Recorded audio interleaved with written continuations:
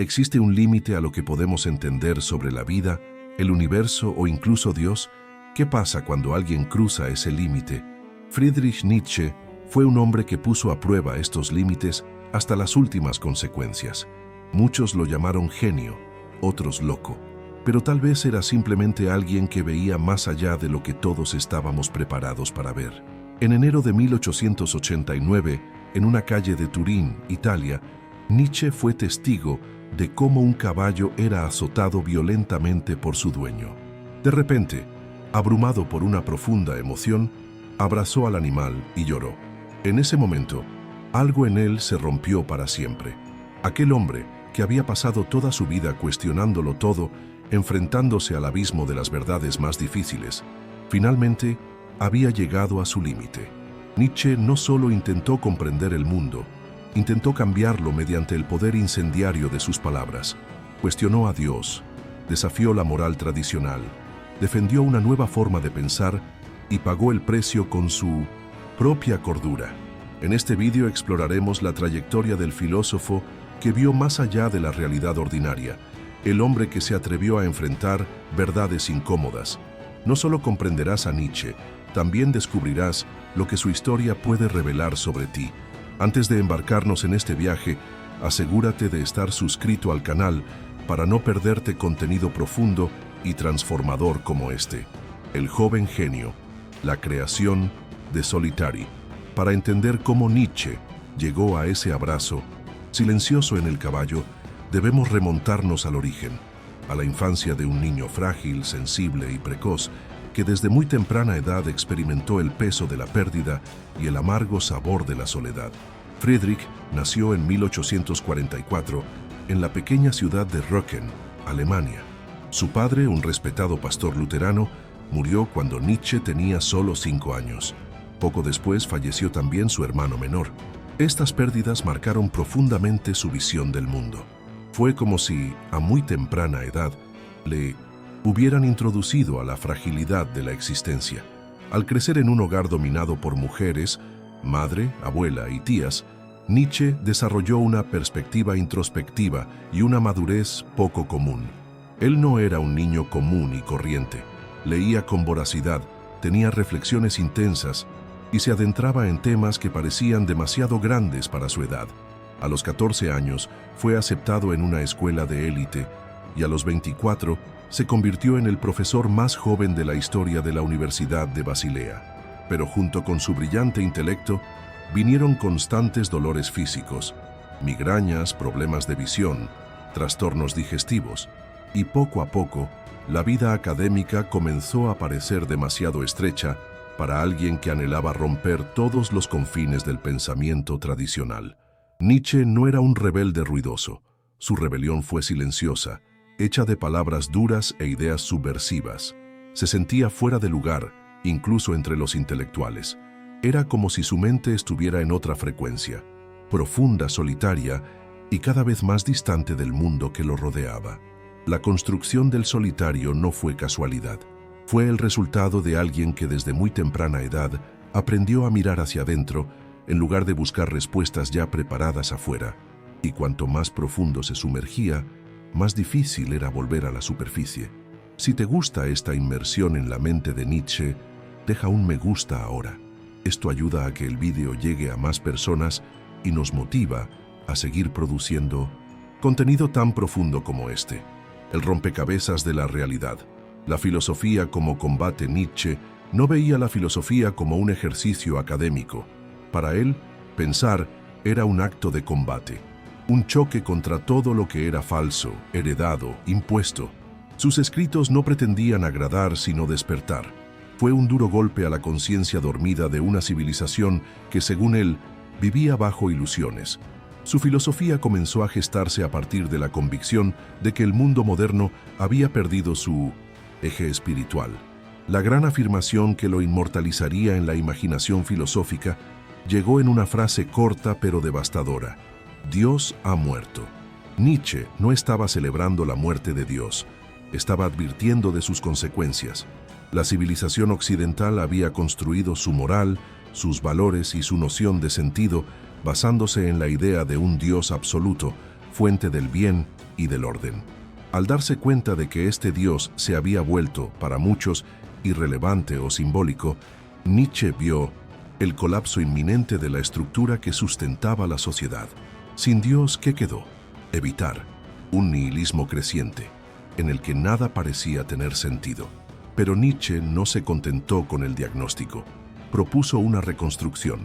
En lugar de la moral tradicional, que para él valoraba la sumisión, el sacrificio y la negación de la vida, debería surgir un nuevo tipo de ser humano, uno que afirme la existencia con total fuerza, que no necesite absolutos para vivir intensamente. Es en este punto donde presenta el concepto de voluntad de poder, la fuerza vital que impulsa a cada ser a superarse, a crecer, a crear. A diferencia del instinto de supervivencia, esta voluntad no solo quiere existir, quiere afirmar su existencia, dominar el caos y transformar el sufrimiento en poder creador. Otro de sus conceptos más enigmáticos es el del eterno retorno. Imagina que tu vida, con todos sus momentos, buenos, malos, repetitivos, dolorosos, se reviviera interminablemente, sin posibilidad de cambio. ¿Lo vivirías de la misma manera?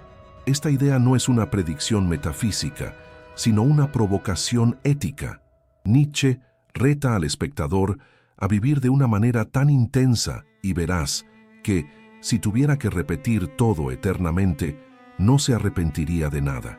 Estas ideas no fueron bien recibidas, eran demasiado radicales, demasiado peligrosos, pero Nietzsche no buscaba aprobación. Su compromiso era con la verdad, incluso si doliera. Y la verdad que vio fue esta: la mayoría de la gente vive huyendo de la realidad. Prefieren la comodidad a la lucidez, la obediencia a la autonomía. Y luego se armó de palabras para luchar contra ese entumecimiento colectivo. La filosofía era su espada, y el mundo, tu campo de batalla. Contra el mundo, incomprendidos, rechazados, aislados. A medida que sus ideas se hicieron más agudas, Nietzsche se encontró cada vez más distante de los demás, no solo en el contenido de lo que dijo, sino en el modo en que lo dijo. Sus textos eran enigmáticos, poéticos, a menudo explosivos. Él no escribió para explicar, escribió para conmocionar, y por eso casi nadie lo entendió.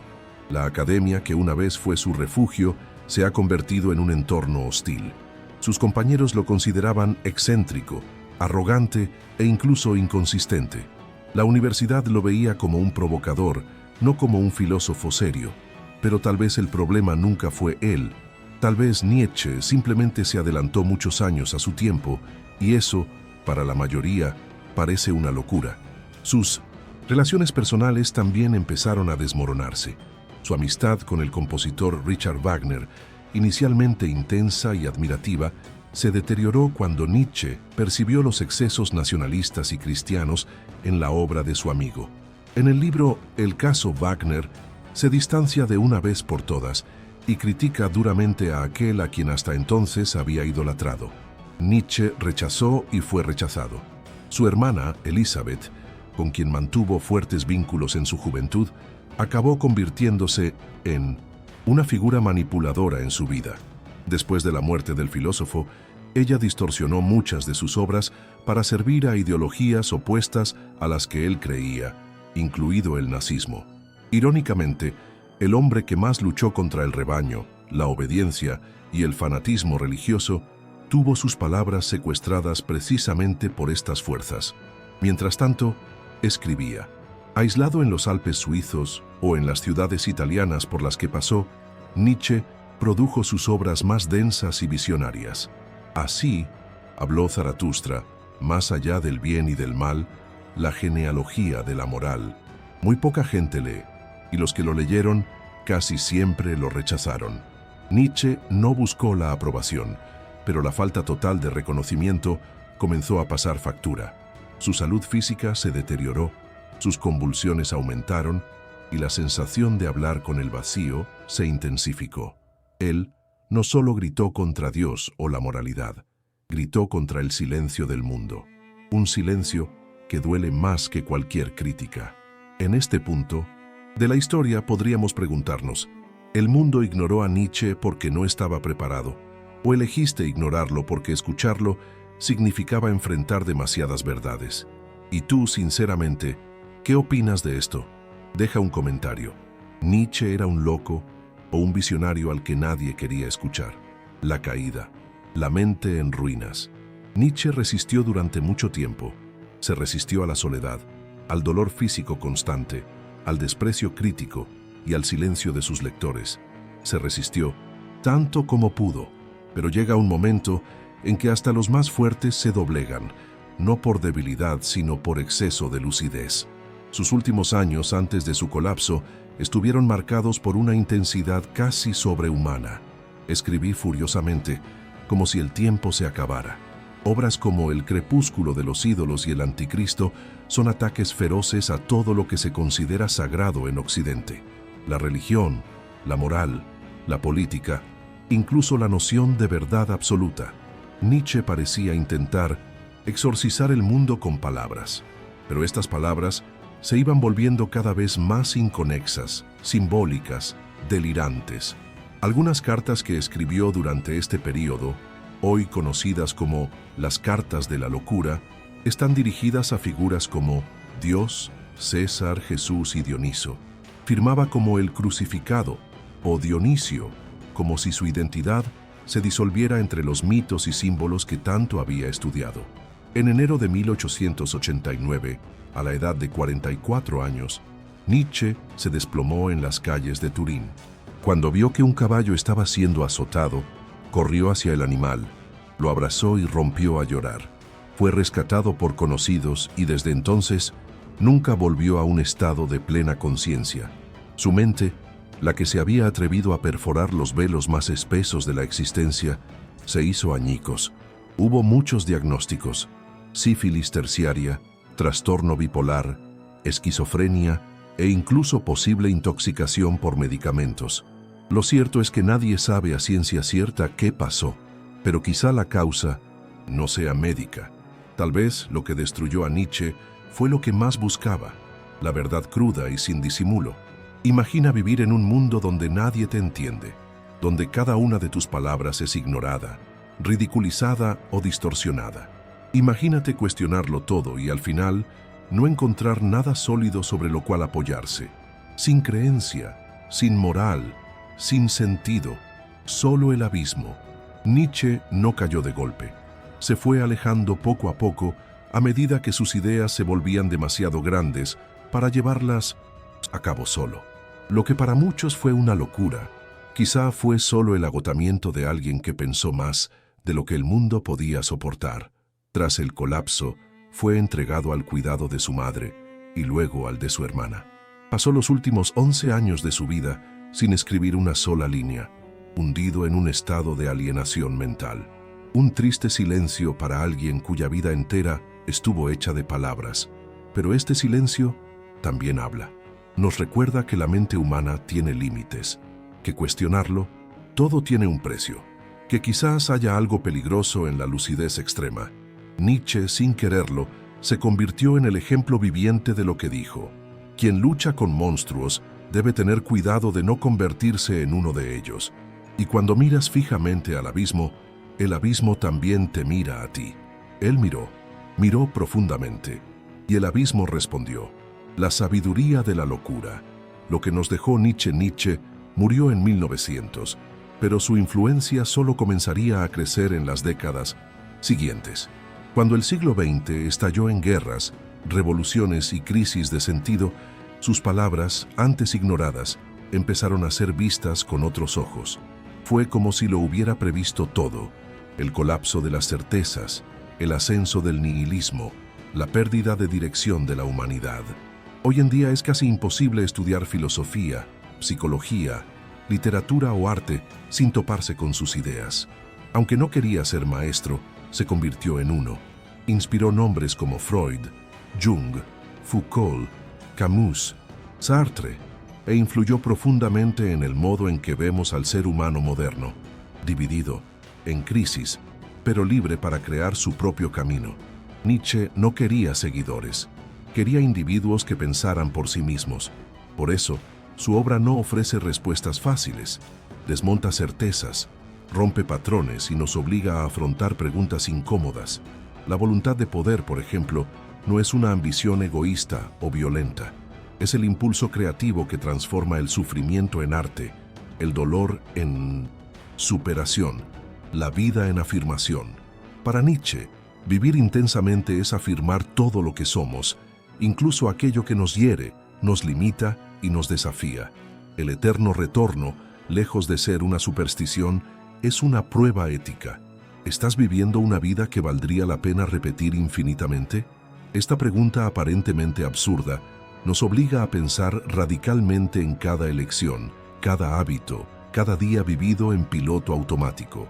Su figura del superhombre, a menudo traducido como superhombre, no es un ser superior que domina a los demás, sino alguien que trasciende los valores heredados y crea su propia moralidad, su propia vida, libre del rebaño, pero auténticamente conectado a la existencia. Nietzsche no nos dejó una filosofía del consuelo, sino una filosofía del coraje. No quería aliviar el dolor de la existencia, ella quería enseñarnos a bailar con ella, y es por eso que, aunque terminó su vida en silencio y sufriendo, sigue vivo en las mentes inquietas que no se conforman con respuestas preparadas. Su locura fue quizás el precio de ver el mundo sin filtros, pero dentro de esta locura hay una sabiduría brutal, cruda y profundamente humana.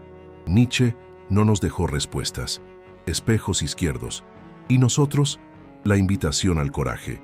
Después de conocer la trayectoria de Nietzsche, sus ideas, su soledad, su caída, es difícil no preguntar, ¿qué pasa con nosotros? ¿Dónde estamos en esta historia? Vivimos en una época en la que cuestionar resulta incómodo. Es más fácil dejarse llevar, repetir discursos, adaptarse a roles predefinidos. Pero Nietzsche nos muestra que no pensar tiene un precio, y pensar demasiado tiene un costo aún mayor. La verdad es que muchos de nosotros vivimos bajo anestesia. Se despiertan, trabajan, se distraen, duermen y repiten. No por falta de habilidad, sino por miedo. Miedo al vacío, miedo al cambio, miedo a descubrir que gran parte de nuestra vida se construyó sobre valores que en realidad nunca elegimos. Nietzsche es un espejo incómodo porque nos pregunta todo el tiempo, ¿tienes el coraje de vivir como si cada elección fuera eterna? ¿Podrías soportar ser quien eres infinitamente? No se trata de buscar el sufrimiento ni de convertirse en un solitario radical. Se trata de dejar de huir, asumir la responsabilidad de uno mismo, de no transferir el peso de la propia vida a Dios, a la sociedad, a los padres, al destino. Ser libre no es cómodo. Ser auténtico no es fácil, pero es la única manera de existir plenamente. Nietzsche nos llama a una rebelión silenciosa, no contra el mundo exterior, sino contra la cobardía interior, contra los pequeños hábitos que nos mantienen ciegos, pasivos, controlados. Y si has llegado hasta aquí, es porque alguna parte de ti está preparada para este llamado. Enfrentarse a uno mismo sin máscaras, hacer preguntas difíciles, para, quizás, crear una vida que valga la pena repetir. Si esta reflexión te provocó de alguna manera, si te hizo pensar diferente, deja tu like ahora. Puede parecer un gesto sencillo, pero es lo que nos ayuda a seguir difundiendo ideas que inquietan, despiertan y liberan. La última verdad, Nietzsche terminó su vida en silencio, sumido en una oscuridad interior de la que nunca regresó, pero paradójicamente, ese silencio persiste hasta nuestros días. Sus palabras, rechazadas en vida, se esparcieron como semillas sembradas en el tiempo y germinaron en mentes inquietas, como la tuya. Él no quería discípulos, quería que la gente estuviera despierta. No, quería que me adoraran, sino que me comprendieran y, lo más importante, que me cuestionaran. Porque Nietzsche sabía que toda verdad que no puede ser cuestionada es una mentira disfrazada de virtud. Y quizá esta sea la última verdad que intentó dejarnos. El coraje de pensar por uno mismo es una de las formas más puras de libertad. Nietzsche cruzó el abismo, y aunque se perdió en el camino, dejó huellas para que otros puedan seguir su propio recorrido. No imitarlo, sino atreverse. Atreverse a ser diferente. Atreverse a ser verdadero, atreverse a ser completo. Si este vídeo te hizo pensar, si te hizo sentir incómodo, genial. Ese era exactamente el propósito, porque a veces la mayor revolución ocurre en el silencio, dentro de la mente de quien finalmente elige vivir con los ojos abiertos. Y si quieres seguir sumergiéndote en ideas que provocan, incomodan y transforman, suscríbete ahora al canal. Aquí, la búsqueda de la verdad nunca se detiene, incluso cuando te asusta.